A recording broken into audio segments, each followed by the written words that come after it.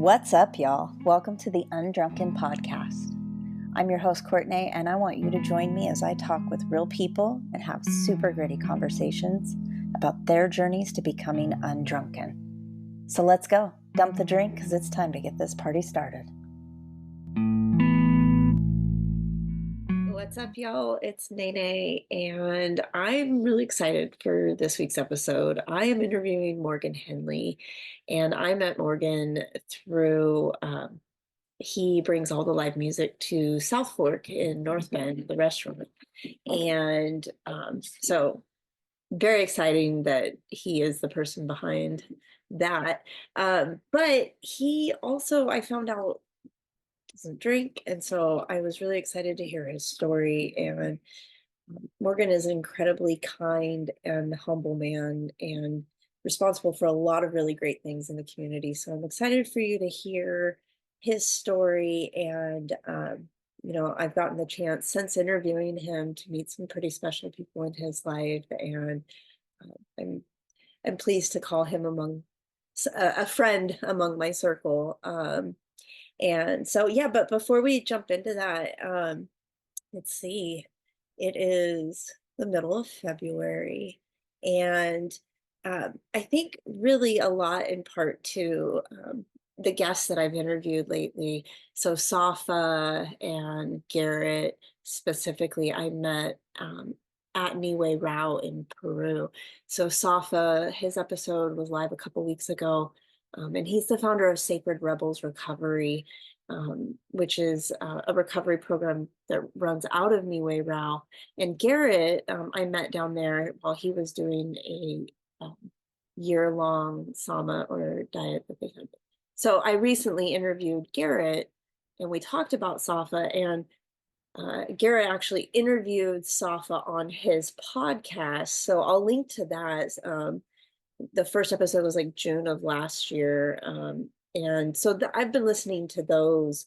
I actually just finished part 2 on my way here to record this. So very fresh in my mind, and listening to them talk about Peru and the time there and the work that people do there. It's already a reflective experience, something that you think about a lot and reflect on, and brings about a lot of introspection. But then talking with these gentlemen who spent a year in dieta,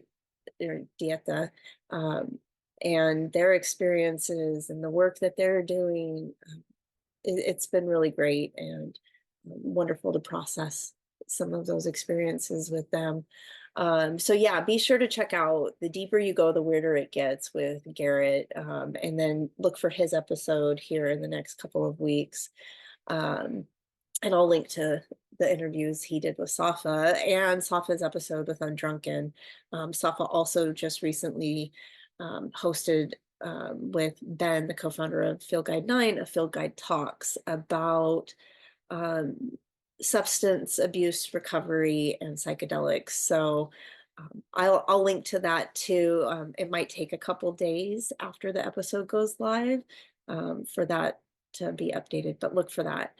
Yeah, other than that, I recently discovered this song Beautiful Things by Benson Boone, and the radio station that Spotify created from listening to that song has actually been pretty jammy. So that's what I've been listening to. It's a little melancholy at times, but so it goes here at the end of winter in the Pacific Northwest.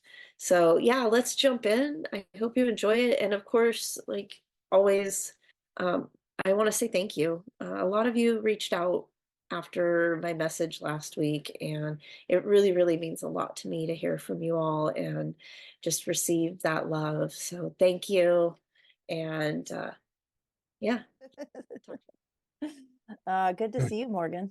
It's good to see you too. Yeah, thanks for joining and hopping on and being flexible, getting our scheduling going. I'm glad you're feeling better. Yeah, it's just Yeah. this will be a good little break from emails all day. Yeah. Well, let's jump in with how we know each other, because then that's going to lead into who you are and what you do, which I think is pretty interesting, Okay. given, especially given that you are undrunken. So, Yes. yeah. So Oh, we met. You do all of the live music Thursdays at South Fork in North Bend, Washington. correct. Yes, And I am blessed and honored to bring the live music to a fabulous new establishment here in the Snoqualmie Valley, being the South Fork Restaurant. yes. And so we met there, and I found out you didn't drink. Mm. And I was like, "Oh, hello, friend."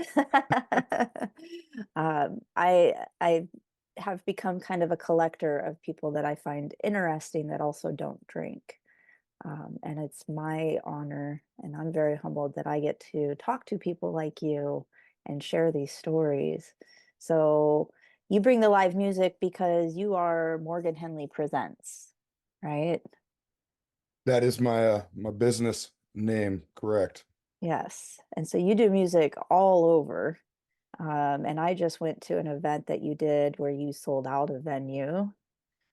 The And Nectar Lounge, yeah, for Fremont, Brody. Yeah. Brody Nation launch party. Here and I Yeah. go. Nice. There's the old third eye, Hippie Henley. I love it. Side And eye. so that's a festival that's happening again this year, right? Yep, July 11th through the 14th in Carnation on the Tolt River on the property that I grew up on. Uh, Yeah. it'll be our 20th episode of the event. So that's a pretty monumental happening for sure. Yeah. And then speaking of episodes, you also have a show where you get on and you talk about music, and I've learned all sorts of local hot bands through I forget what it's called. It's called The Jam Jammies? with Morgan Henley. Yeah, the Yes, jammies. the Jammies.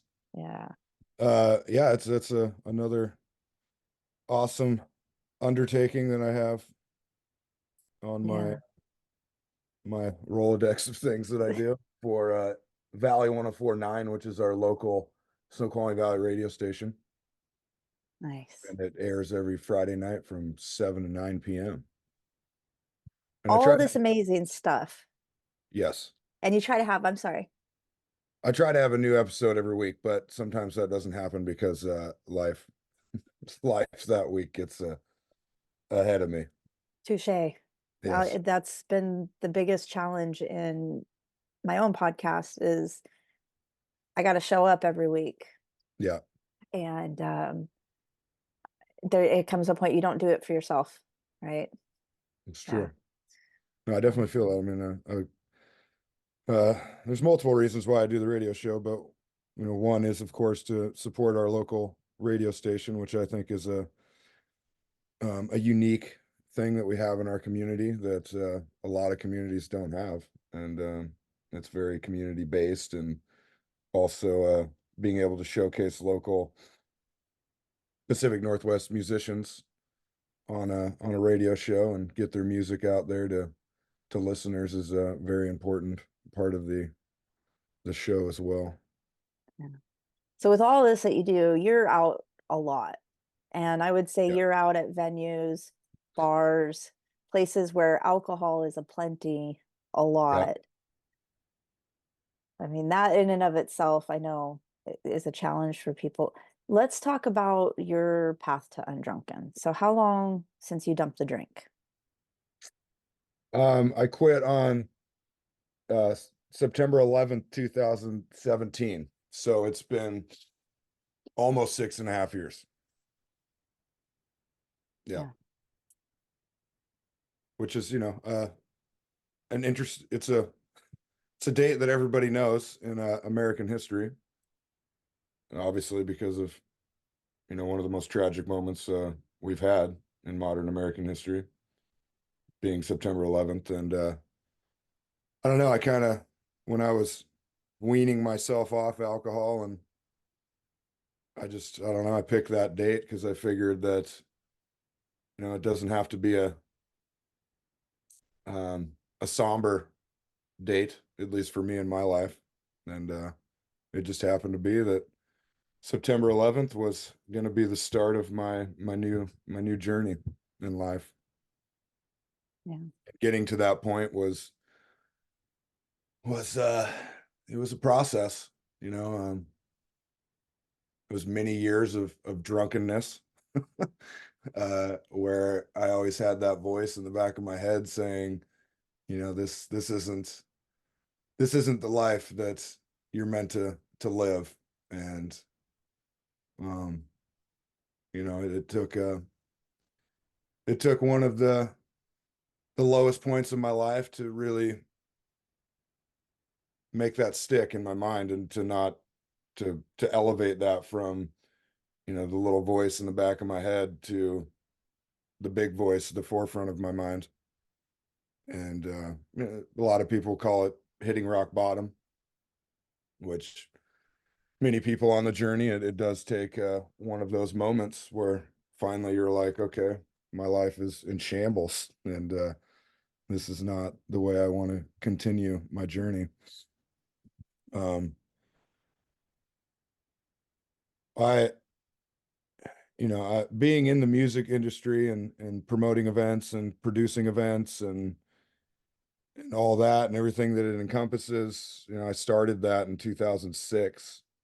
And you know, I drank before that. You know, I grew up here in the Snoqualmie Valley, and back in those younger years, and you know, high school and all that, we, you know, people partied. That's what we did. You know, there wasn't a lot to do out here. Uh, Back then, it was pretty open, free range. It was definitely a different community than it is now, mainly population wise and the demographics and all that. Um, so I never really considered that I had an alcohol problem from a younger age, you know, into my late teenage years, and into turning 21 and early 20s and all that. You know, it was just kind of, that was just life. And you know, every weekend we'd party. And you know, during the week and stuff like that, like I didn't really party too hard. You know, I'd have drinks at dinner or whatever like that, and you know, go to a friend's house and have some beers or whatever. But it, like many people's journey with alcoholism, you know, it slowly progressed from being a casual kind of social thing to basically controlling my life. And that whole timeline was close to 20 years. And then once I got into the music industry, and basically a way to look at it would be I was getting paid to party, which for many people that sounds awesome, right? And for a long time it was awesome. And you know, I have a lot of good memories about it. I have, you know, some not so good memories. I met countless people during that time, some of which I'm still, you know, good friends with. And um but it progressed into, like I just said, alcohol controlling every aspect of my life and my thought process and my day-to-day activities and all of that. And How so, Morgan? well, like I said, you know, it was kind of, in the beginning, it was just, that's just what I did. That's what my friend group did. Alcohol was just a part of everything. You know, going to sporting events, alcohol was a big part of that. Going to concerts, big part of that. Going to parties, weddings, you know, pretty much anything that I did, alcohol encompassed that somehow. And no matter how many stupid decisions I made while being intoxicated, or uh, um, how many ridiculously hungover days I wasted of my life, all that, you know, it just never. And also too, people, you know, loved ones in my life telling me like, hey, you know, you should probably watch your alcohol intake. And I just kind of always had in the back of my mind, like, I'm fine, I'll figure it out before it gets too crazy and too out of control, and before it really like runs my life. And that went on in my mind for many years. And then 2012, I started getting in a serious relationship, and we that eventually turned into me proposing and us getting engaged. And we were scheduled to be married in, well, actually, we were scheduled to be married in 2016, and then she got cold feet, mainly because of my partying and alcoholism. And we broke up actually towards the end of 2015. And I quit drinking then to to get her back. And I didn't drink for 5 months, and her and I got back together. And for about 2 months of that, the last 2 months of that 5 month stint, we were together. And then it was actually Brody Nation 2016 where in my mind, I had made it up that I had control over this. And I stopped drinking hard alcohol, which again, my alcoholic mind convinced me that that was the problem. And it wasn't just my drinking in general, it was because of hard alcohol, because I told myself that, my hangovers and anxiety and all that was derived from drinking hard alcohol, not beer. And so at Brody Nation, like that year, 2015, I decided that I was going to drink again. Um, I knew that deep down, I knew that it wasn't a good idea, and I knew that um, my fiance at the time was not a big fan of it.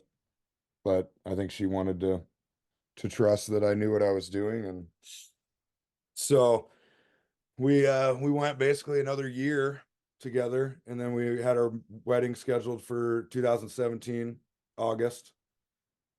Um, and then I had a moment of drunkenness that basically convinced her again that I was not a changed person, and this was not going to be a path that she wanted to go down.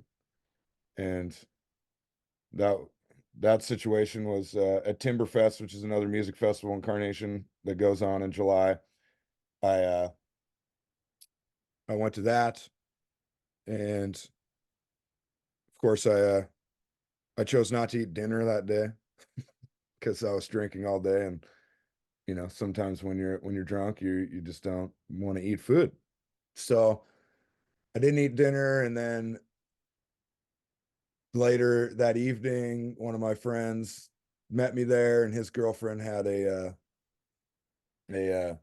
one of those marijuana dab pens, the vape pens, and I smoked that pretty heavily.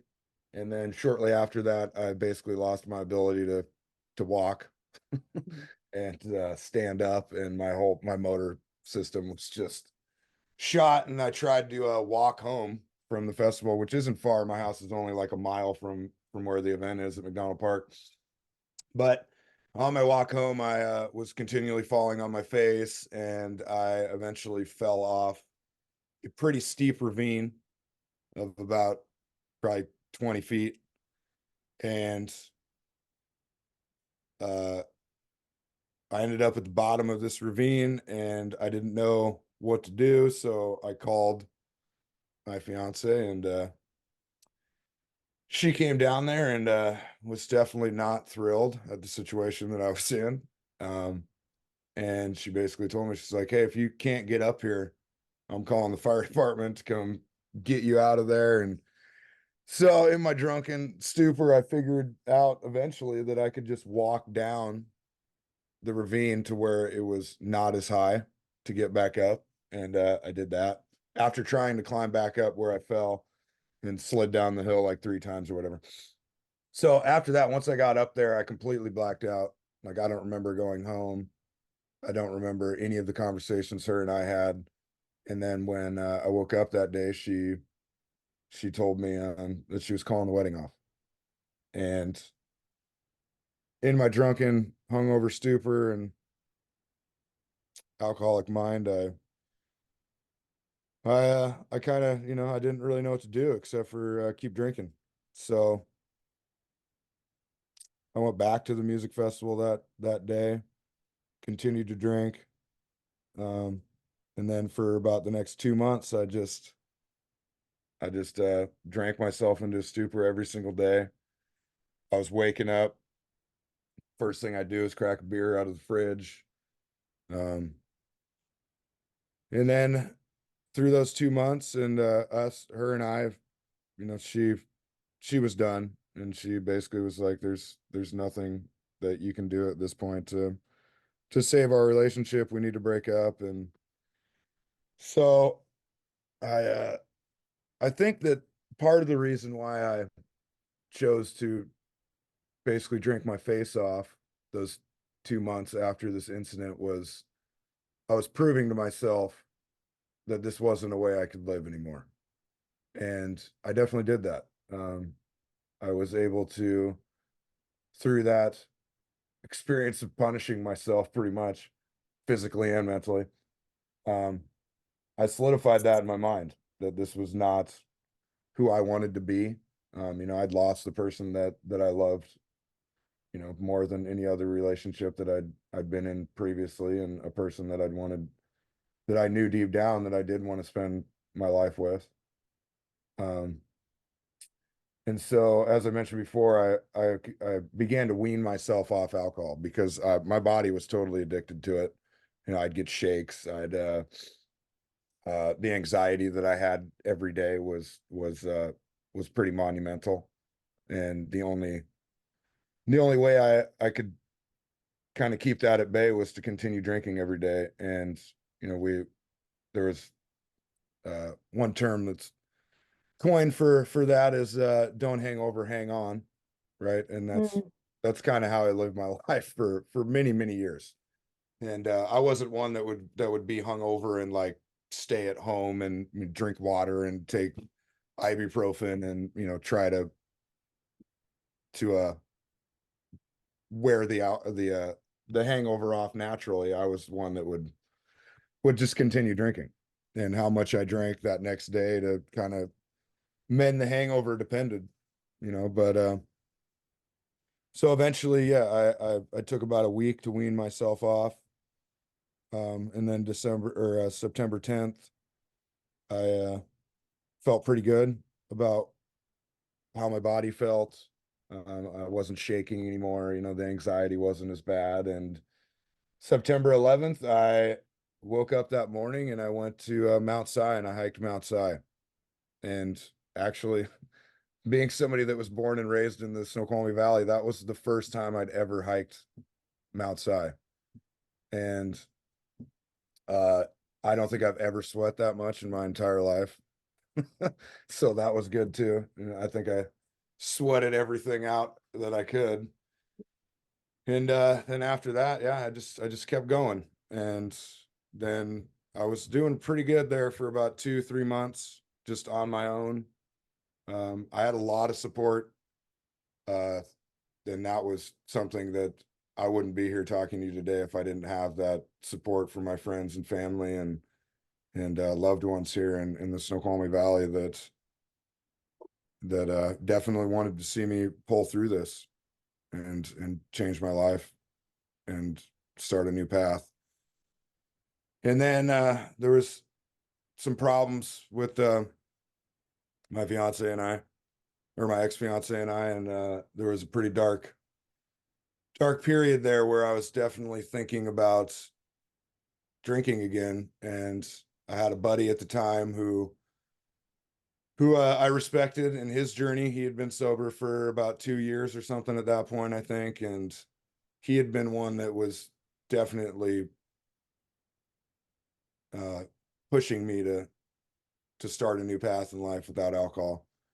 And so I called him up that evening when I was having a really bad time, and I was talking to him, and he's like, Morgan, you need to go to an AA meeting immediately. And at that point in the night, there was no AA meetings that day. So he recommended one here in the Valley. It was actually at the fire station in Snoqualmie that I went to the next day. And when I've heard this a lot from many people that have chosen to stop drinking, the initial thoughts of AA is kind of overwhelming in a sense. I think the religious aspect of some AA meetings kind of scares people that, aren't very religious like myself. And also, going into a room with people that you don't know is a scary thought. But I took his advice, and I knew that I had to do something or else I was going to fail. And failing in my mind at that point was not an option. So I went, and it was one of the most life-changing events that I've ever experienced thus far in my life.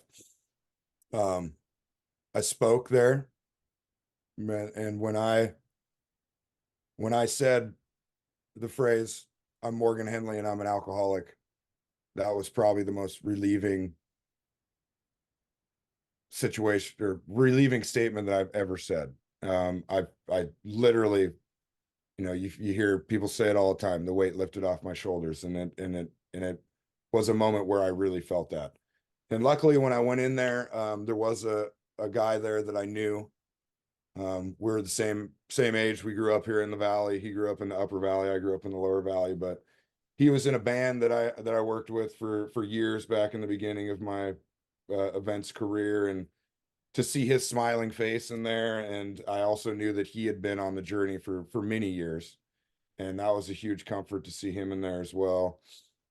And after that, and the speaker that was there that night, he was saying everything that I needed to hear, and it made me feel very comfortable, made me feel confident again that I could get through this moment in my life. And then after that, I went to AA at least once a week. And I started going to a meeting in Carnation on Wednesday nights. That was pretty much my home meeting. And that I wouldn't be here either if I wouldn't have gone to AA in that beginning moment. And the real reason why is because when you're in that room, I mentioned that you don't know any of these people, but there's something about that fact that you don't know these people, and you're in there for a reason, and you're all in there for the same reason, and you all have similar experiences. Everybody's experience with alcoholism is different, but there are similarities in everybody's journey and how they got in that room. And being able to voice your real feelings, right? Like, you're not sugarcoating anything in there. Nobody is sugarcoating anything. And being in a room with strangers that are willing to throw everything out on the table, there's something extremely special about that. And very honest. And the honesty about it can change your life. And it changed mine. And getting those coins too, that was, I played sports my whole life, my whole younger life. And it kind of reminded me of that. Like, you have a goal, right? Like, you're actively practicing every day to reach a goal. And every month when I'd go in there and they'd have the coin meeting or whatever, because there's a meeting every month where they distribute coins, that was like winning a medal, or, getting first place or something like that, and that's how I relate it to that feeling of accomplishment. And I was very proud of those coins, and I still have them. They're in my office. I look at them every once in a while and remember that part of this journey. And I recommend AA to anybody that's that reaches out to me and wants to hear about my journey or how I began the journey. And you know, it's the same, like I just mentioned earlier, there's usually a hesitation because of the religious aspect or just the fear of going in there and being honest, right? Because really that's the toughest thing about being an alcoholic is you're not honest with yourself. You make up all these ideas in your mind of how you can't imagine life without alcohol, or you know, you just you don't really take in moments that should like awaken you to the fact that you have a massive problem, right? And you're detrimental to your life and the ones around you and your loved ones. And um you know, and those are scary. Like I totally get that. I felt that back then. And you know, but part of the journey is, and part of developing a new you and the true you, is having these difficult moments and conversations with yourself. um because through hardship and through challenging moments, that's how you become who you are. That's how you mature. That's how you gain knowledge. And I can't even begin to explain how much I've grown over the last 6.5 years. You know, how much I've learned about myself, about other people, about society, psychology, uh, you know, the environment that I live in, what drives me, what drives people. Um, I mean, the world that opens up in front of you when you lose a vice like alcohol or drugs, or you know, anything that drives your mind and controls your mind and every aspect of it. It's it's relief. It's uplifting. It gives you confidence, um, and yeah, and knowledge. You know, and that's it. Your brain is, and your soul is not controlled by something, which Mhm. is a it's an unbelievable experience. Yeah. For sure. Well, so 6.5 years, I mean, there's a lot of seasons there, right? Mhm. And I mean, you started during a breakup. I think relationship breakups like that, death, right? Loss of a job, these are big, I would say, trigger events. Totally. Um, and maybe it's that breakup, but what are some of the biggest challenges that you've gone through since you dumped the drink? So there were two moments in my life that really made me stop drinking. And one is, like I just said, the breakup, losing somebody that I dearly loved and knowing that I didn't treat her the way that she deserved or that I could. And then the second one was my father. And my father was an incredible human being. He lived a very unique life. I mean, not many people experienced a life like my father did. But towards the end of his life, alcohol, it it it took him over. And no matter how much I tried to talk sense to him and to get him to slow down or to stop, it just didn't happen, you know. And now that I think about it, you know, it's an alcoholic trying to tell another alcoholic to, you know, get control of his life. And so really it wasn't the best approach, right? But I looked at my dad in that time after the breakup, and you know, he was an extremely intelligent person, one of the most educated, world traveled, experienced people I've ever met in my life. He was an orator, he was a writer, he was a journalism major.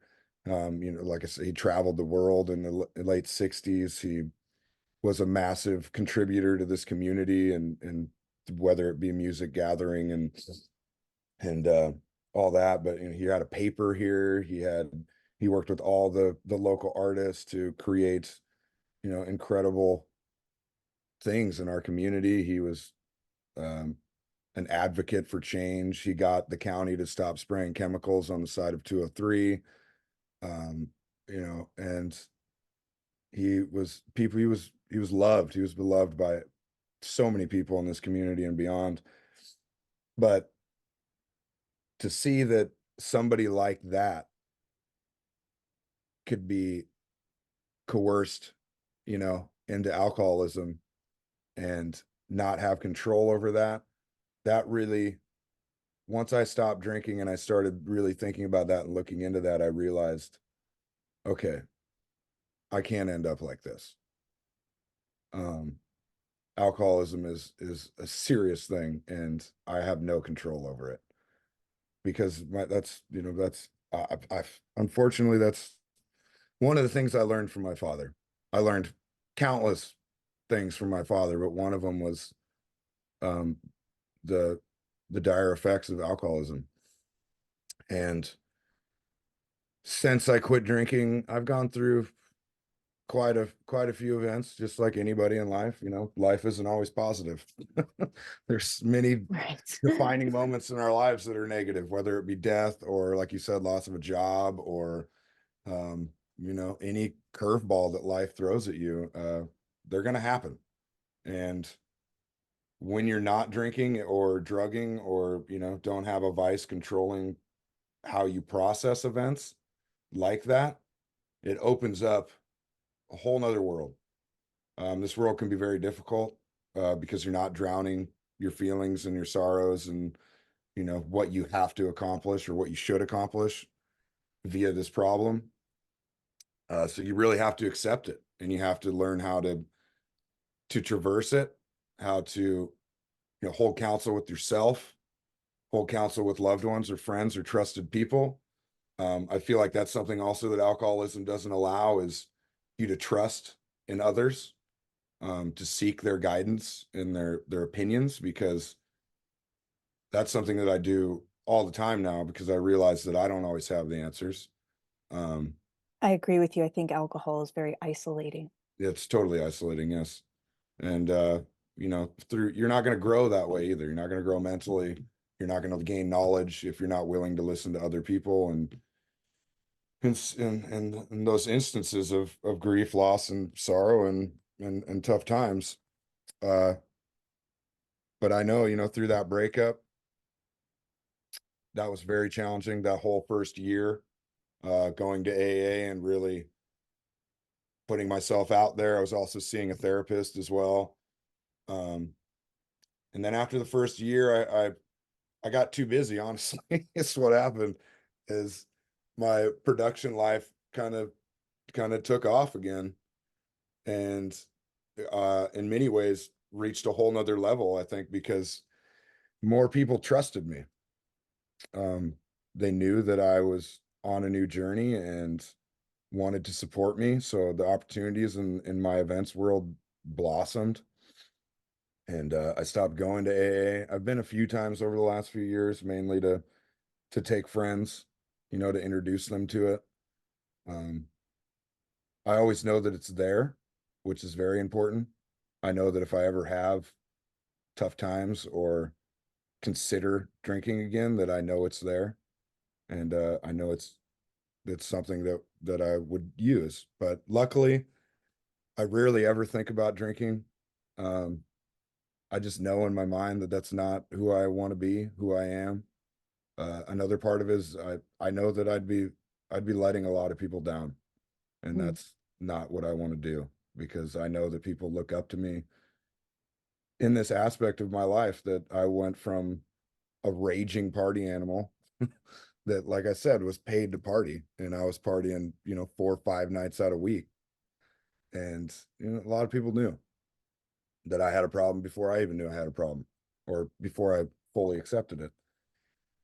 And yeah, and I know everything that has happened to me since I made the decision uh is because I'm not drinking. All these successes, being involved in all these, every town festival from Duval to North Bend, and doing 143 events last year, I know that's not possible if I'm drinking. I Right. mean, how I even did any events while I was drinking blows my mind now at this point. But uh probably to answer your question, uh probably the hardest test uh of the new journey was when my father passed away uh a little over 2 years ago, and on January 9th, 2022. um it was not an easy 3 4 years leading up to that. He got dementia, um which was most likely brought on because of his alcoholism the last 10 years of his life. And really it was like the last 10 years of his life. He just totally chose alcohol. Yeah.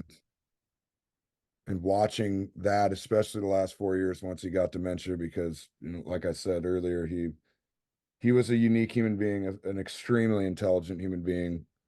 Um, he'd control a room. People would be enthralled by his stories and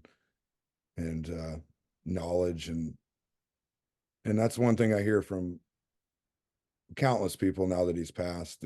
People will say to me like, well, your dad was one of the smartest people I've ever come in contact with. And to watch somebody of that stature eventually dwindle into somebody that can't even put together a sentence, it was monumentally hard.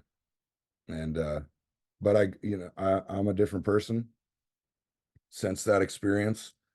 In a way, you know, uh it was an honor to be able to experience that and to be there for my father, and to keep him at our property, which I promised him I would do before he got too bad in dementia. Is he told me, he's like, Morgan, I never want to leave this place. I want to pass away here. And we were able to do that. And um feeling all of those feelings, not drowning them away with substance. It educated me about myself, about life, about losing a parent. um and to see, I mean, I was there when my dad took his last breath. Both my mother and I were. And he had been pretty incoherent and on his deathbed for about 3 days, and he just kept breathing. It was pretty insane. And then it was a sunny day. It had been like cloudy the last 3 days before that. It was a sunny day. He was laying in the bed, and the caretaker that was down there, I thought he was going to go that night, and I'd been down there for days, for hours, for just thinking that he was going to pass, and he just wouldn't pass. And so I thought, I'm like, okay, well, he he probably, maybe he wants to pass by himself.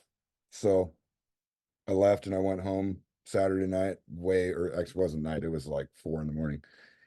And then I got a call at about 9 in the morning from Martin, who was our caretaker down there, who helped me take care of him, our old neighbor.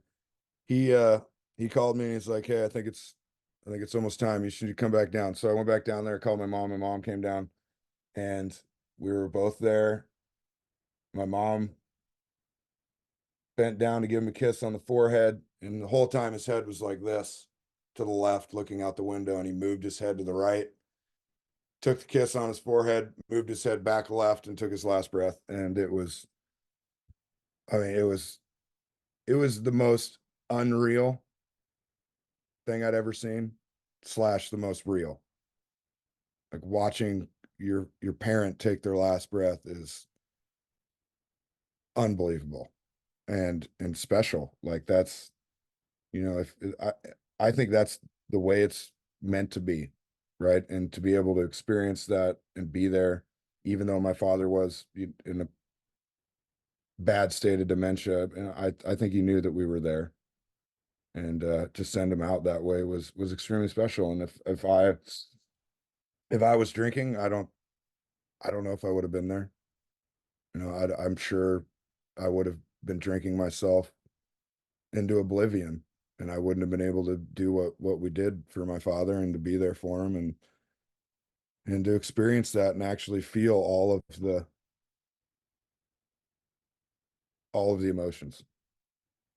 And that's the biggest thing about not drinking is, you feel all of the emotions. Conversations that you have with people mean more. They're more real, you know. Like I get I get a lot of praise from people in the community for all I do with the events and the music and bringing gathering and providing a space for people to come together and events and stuff like that. And I have for a lot of years, even when I was drinking. And when I was drinking, when people would come up to me and say, "Hey, thank you for this. This was an amazing experience." It meant something to me. I was like, "Oh, thank you. Yeah, I appreciate that." Yeah.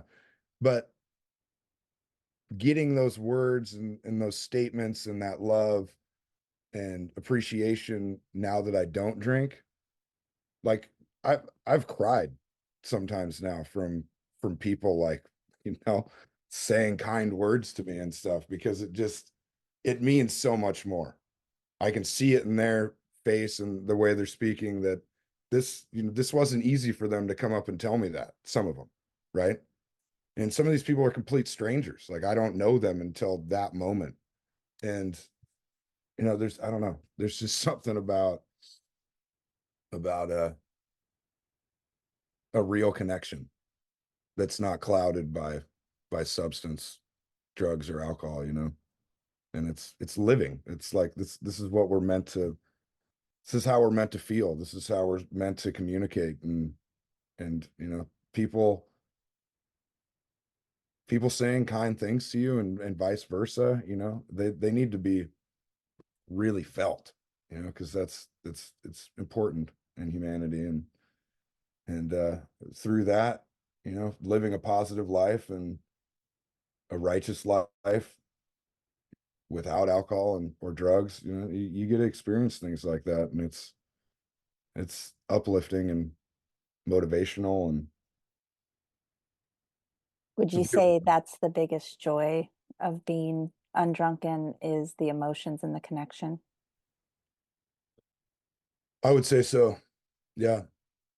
And not waking up feeling like you're going to die every day. That's also that's also a huge plus. I do not miss that at all. No, no. What do you drink? Because I mean, I see you out and about constantly, because I go to a lot of your shows, Yeah. especially here at South Fork. And Definitely appreciate that. Thank you. yeah, what what do you drink when you're out and about? Water. No, I drink water. There's a plethora of non-alcoholic beers now, which I enjoy. One of those from time to time. Um, I like ginger beer. I drink a ginger beer every once in a while. I do like me a good ginger beer. Yeah, Sprite. I have a Sprite, or sometimes a mocktail. A Yeah. bartender hook me up with something tasty. But yeah, that's about it. And luckily, non-alcoholic beers, they don't make me, Yeah. want to drink again. What was it like? You said that, okay, so you dump the drink, right? And then that first year, and then your business starts taking off. Well, something that we kind of skipped over is right in the middle of all of this, COVID. Oh yeah. And COVID, like, we don't talk about it a lot. It's like, oh, that's that thing that happened, but I feel like we're all still kind of dealing with it. But you specifically, having given up alcohol, being in an industry that it's your job to be in, out, right? Like, and that got shut down. Mhm. Um, what was that like? I feel like a lot of people really indulged in Yeah. alcohol through Yeah. COVID. Yeah. And I know some people. well, and then to have, like, what was keeping you busy taken Yeah. away too. So would you talk about that a little? Yeah, for sure.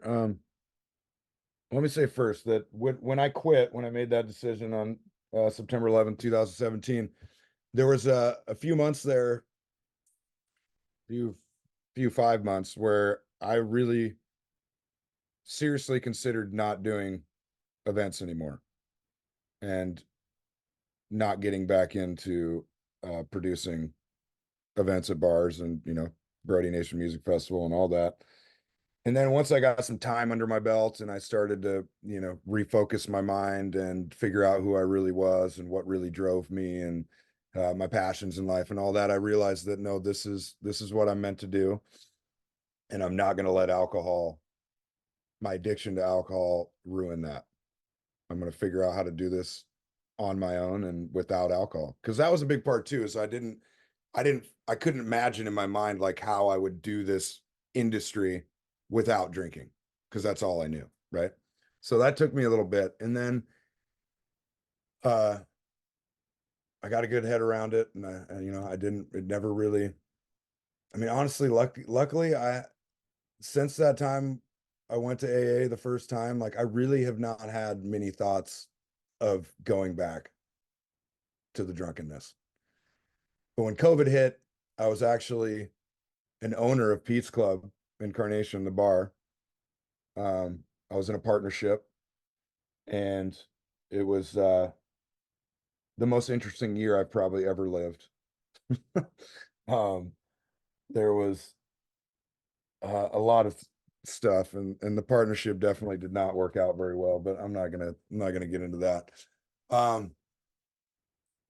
So right at the beginning of COVID, of course, we had to shut the bar down and all of that. And there was, there was a lot of uncertainty that everybody felt, but as a restaurant owner, there was another level of uncertainty.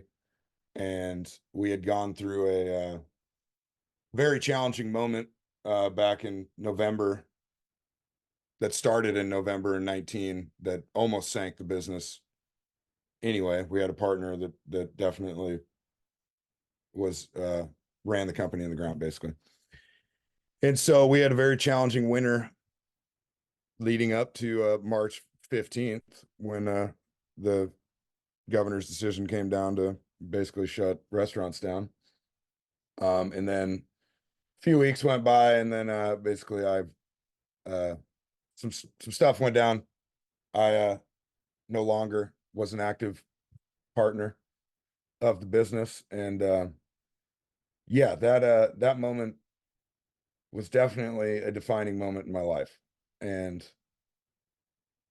I felt a lot of emotions, uncertainty, betrayal, disrespect,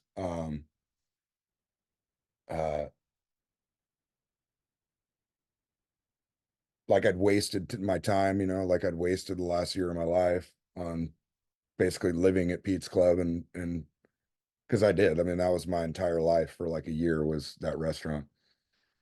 And I didn't drink through that either, which I guess is another challenging moment of my life is even owning that restaurant for that year was crazy.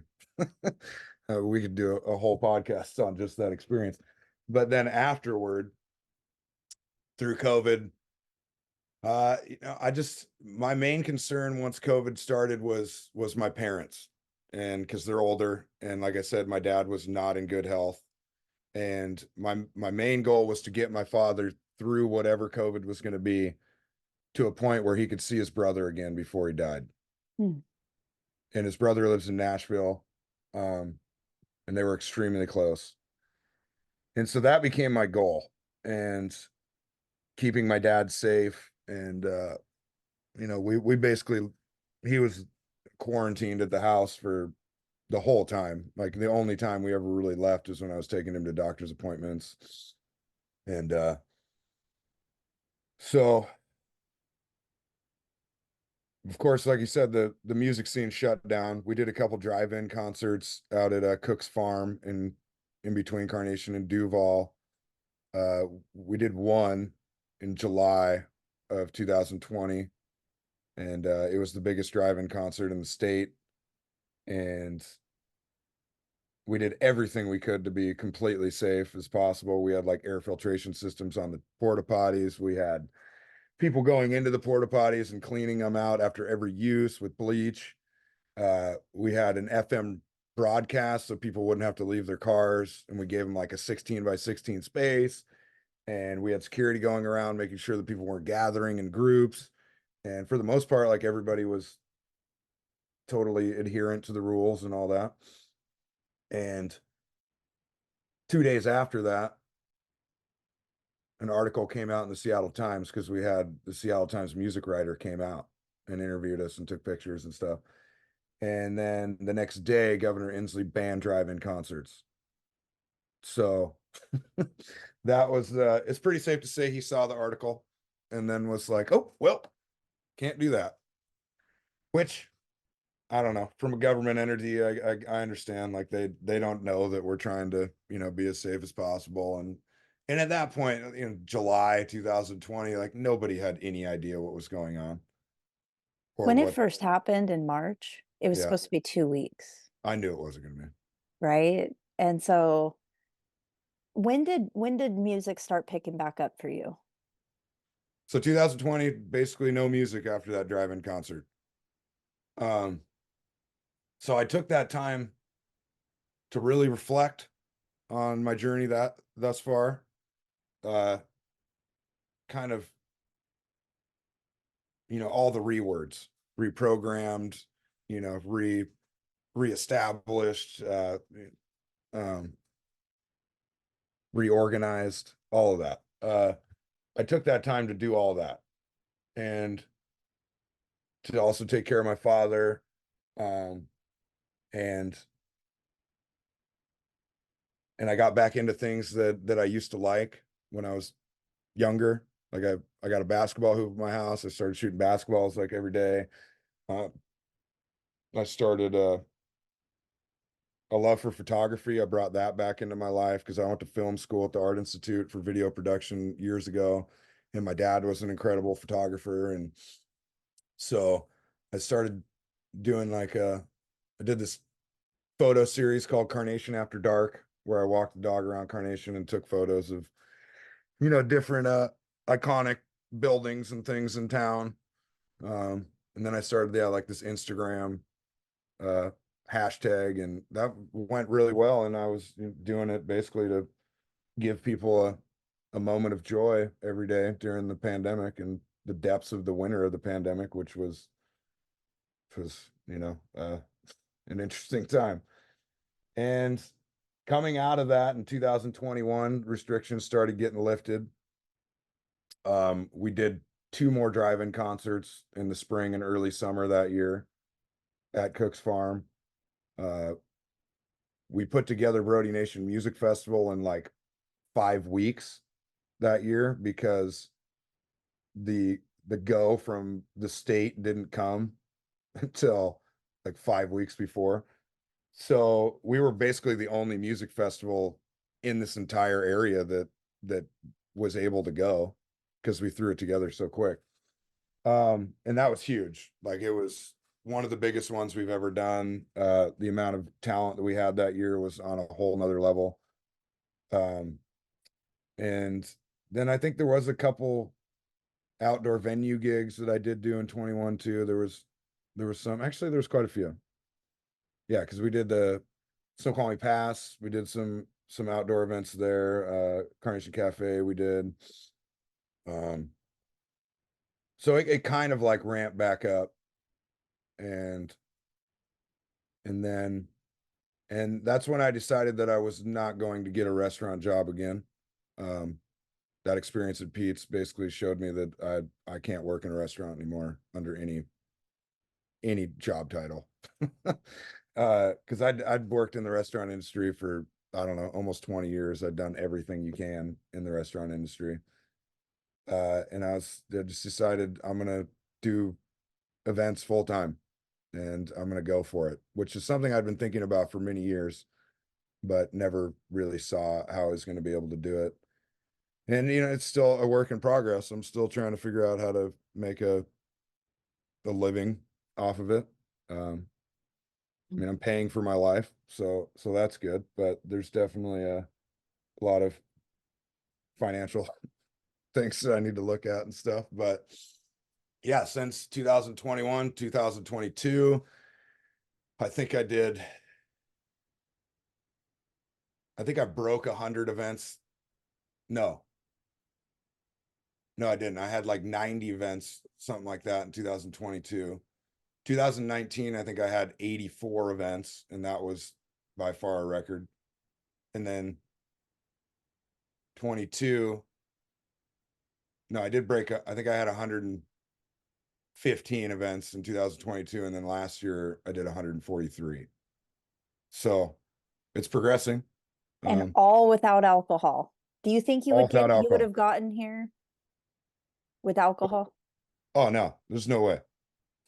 I mean, honestly, I might be dead. And that's something I think about too, and that's also something I reflect on often, which I'm sure you do too, is just the situations that I put myself in while I was living in drunkenness, and how lucky I am to be alive. How lucky I am that I never hurt anybody else or killed anybody else while drinking and driving, or um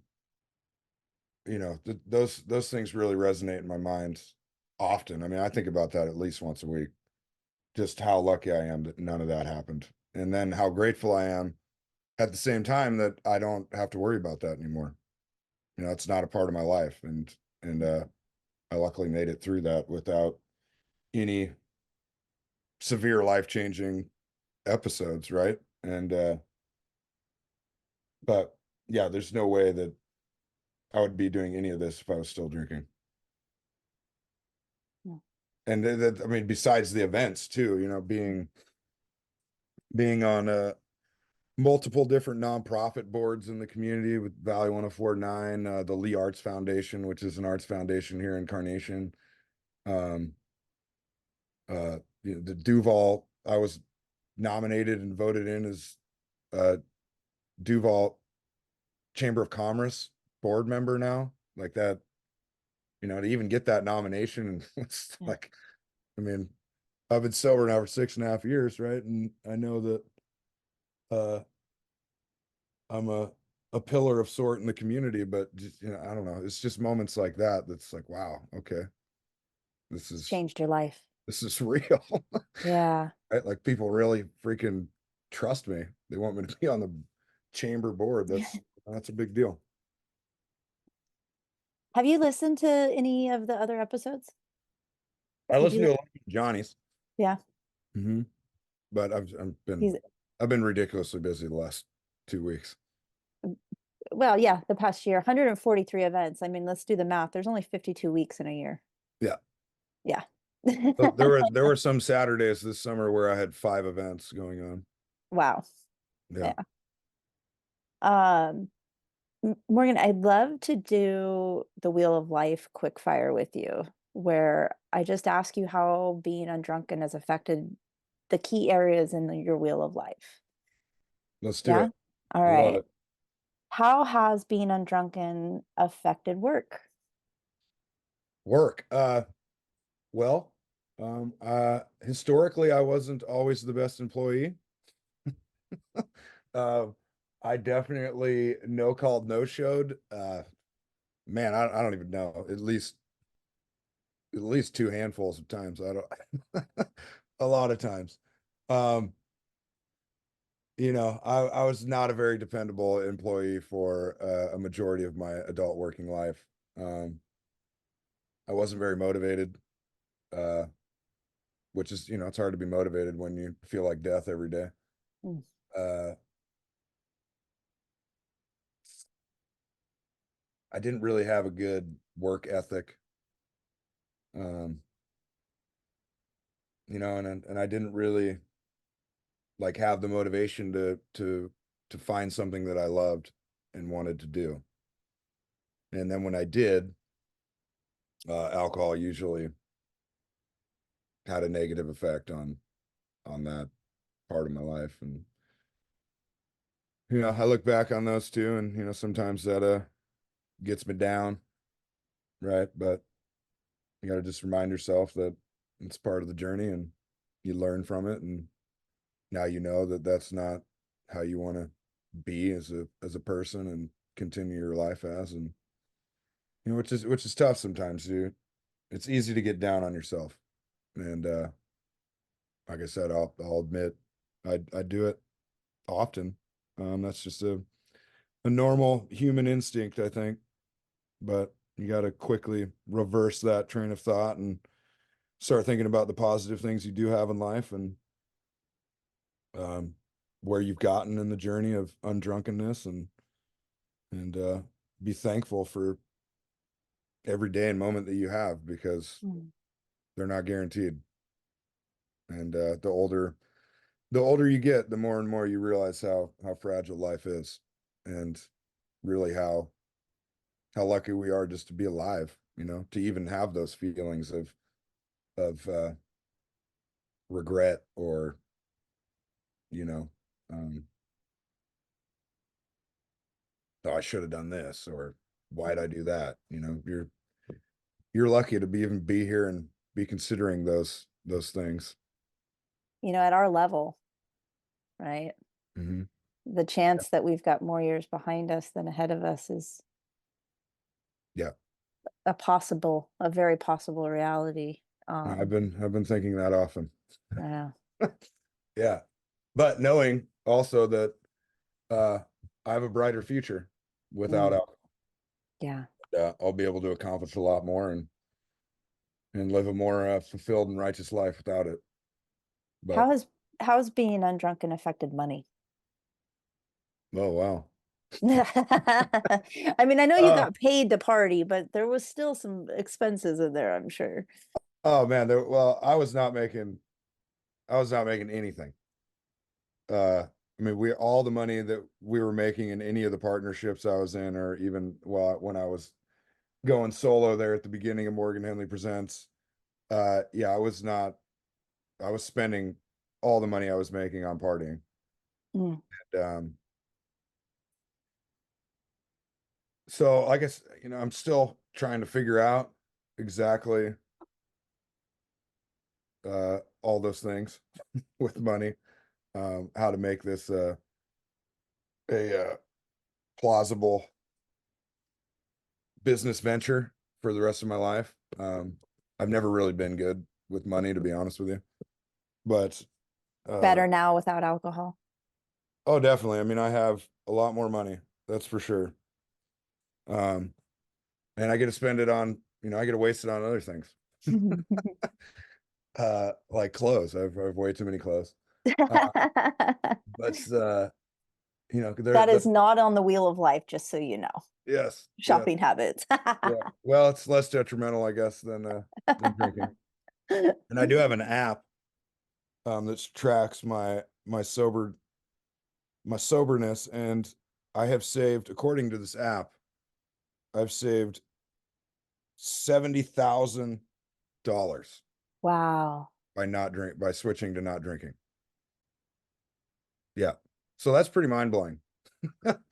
Now, where that 70,000 went, I don't really know. But no, I mean, I do, I have money in savings, and I don't feel like super worried about money like I did all the time when I was drinking.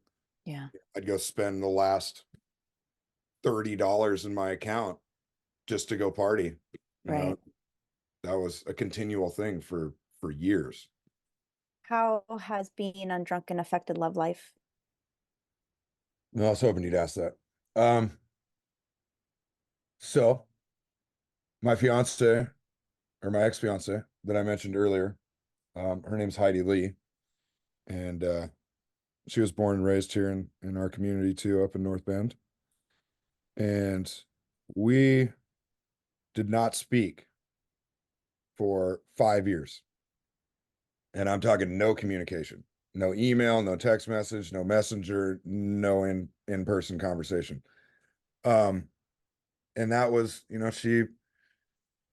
she some months after, I think 5 months or so after I quit drinking, she, moved on, and she got another boyfriend, and we just basically cut ties at that moment. And then I eventually got into another relationship as well, and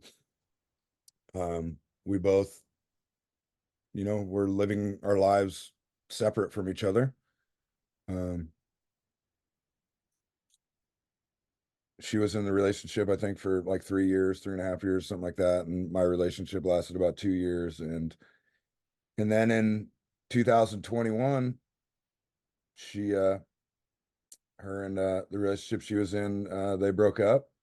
And the relationship I was in, we'd broken up too, pretty just a little before that. And the universe, man, life, it's weird.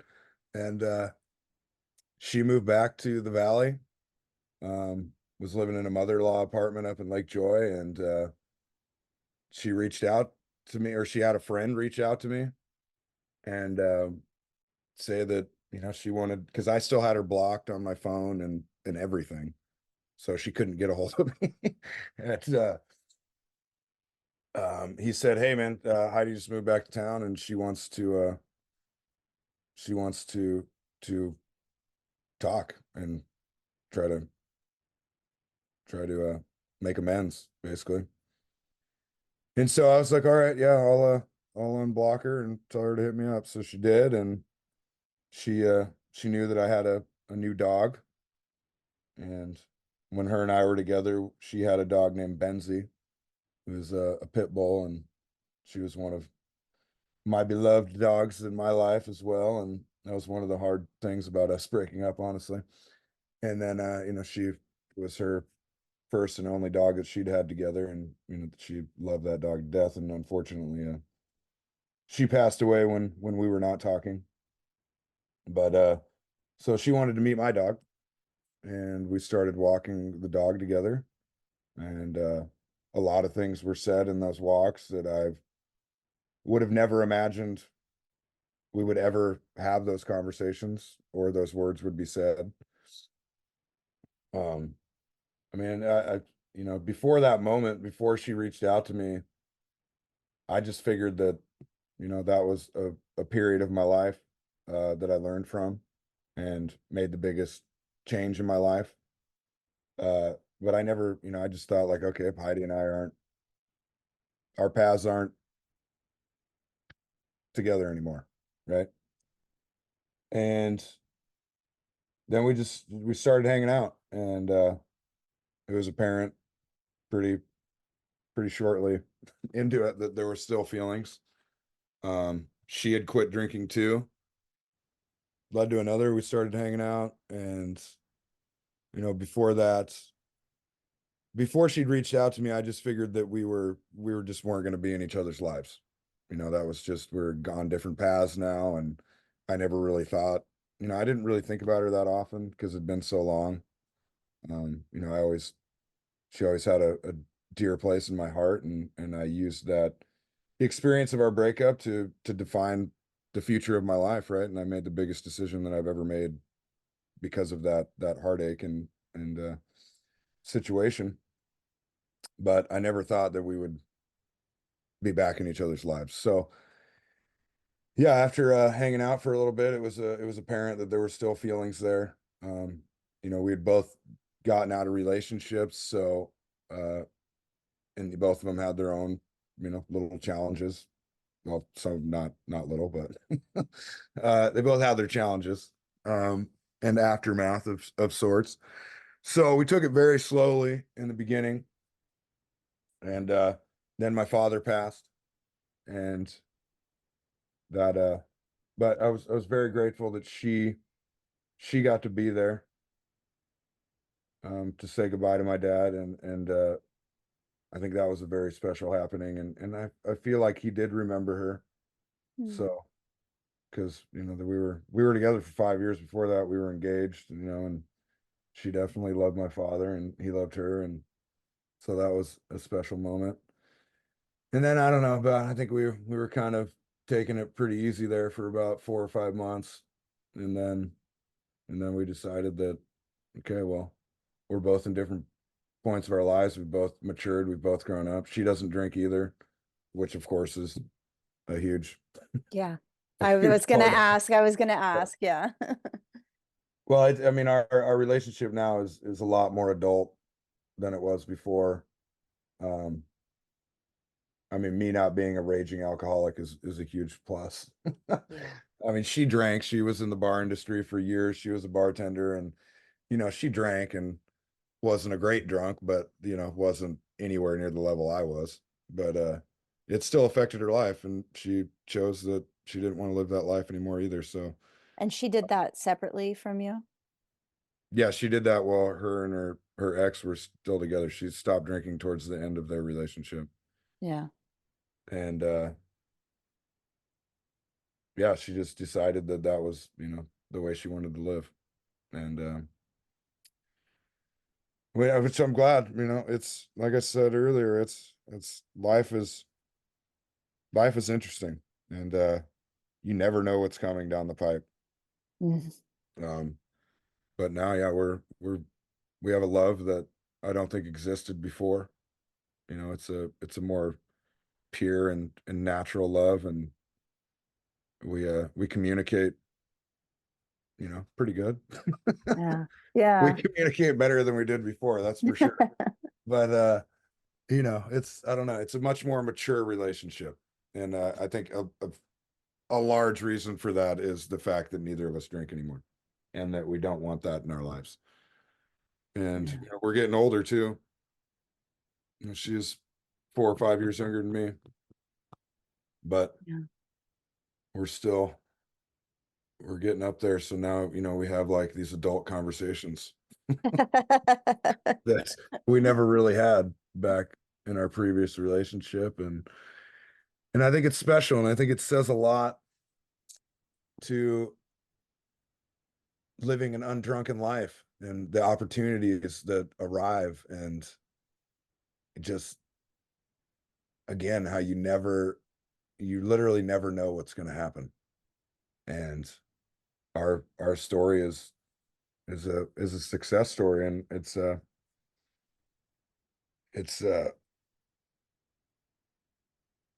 I don't know, she told me, I remember when we broke up before, I was trying to get her back, and she told me, she's like, Morgan, we can't date right now. Okay, we're done. She's like, I don't know what, maybe 5 years from now. Because I told her I'd quit drinking at that point, and I'd been like a month or two or something like that. And we were having this conversation. I'm like, I quit. I'm done. I'm done. She's like, yeah, you told me that before, Yeah. and you didn't do it. And she's like, I can't trust you. I'm sorry. Maybe 5 years from now. And my mind of that, I remember saying, I'm like, well, that's not going to happen. Like, you're going to be in another relationship. You're not going to wait 5 years for me. And then, come to find out, 5 years later, the world, life Yeah. brings us together. We both get out of our relationships, our previous relationships, and then literally almost 5 years to the day, Yeah. we started communicating again. Yeah. Yeah, it's crazy. But she's everything that I need for the rest of this journey, I think, because she's very supportive of the things that I'm doing and the path that I've chosen. And it's good. Morgan, where can we find you on like Instagram and all those things? Like, people want to see what you've got going on. Where can we find you? Well, I'm on Instagram and Facebook. So Instagram and Facebook is Morgan Henley Presents, which is the business page, which has a lot of the music and events on. There's also Brody Nation, which is the music festival down at the property I grew up on the Tolt River. I'm booking the acts right now. It's going to be insane. Yes. Amount of talent that's coming this year is mind blowing. But that's on Instagram and Facebook, and it's BRODIE for Brody. Yes. And then I have personal pages too. I'm that dude or Mo on Instagram, and then Morgan Henley on Facebook. But I'm capped out of the 5,000 friends, so I guess you can follow that page if you want, but I can't accept your requests, so don't get mad. Uh, That's awesome. and I'm the only male Morgan Henley on Facebook, so it's me and a bunch of gals from the South. There you So go. not hard to find. Yeah. Well, and And I'll then be all the sure to events. link to it. Yeah. And then, yeah, I'm at most of my events until the summertime where I have to pick and choose. Yeah. Awesome. Well, I really, really appreciate you coming on. I really Yeah, appreciate you sharing. it's an honor. We gotta share. It's the only Yeah, way we can help other people out that might need a word of advice. I agree. This community of lived experience. Yeah, Yeah, yeah. awesome. And I do want to say too that if anybody listening needs any advice or maybe a point in a direction, that I'm open. Mm. Thank you. Yeah, no problem.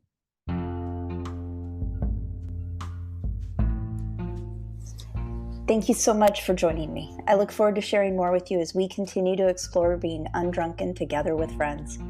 I hope the Undrunken Podcast is helpful and inspiring to all of you out there. So if you liked this episode, please send it to a friend and help share these stories with more people.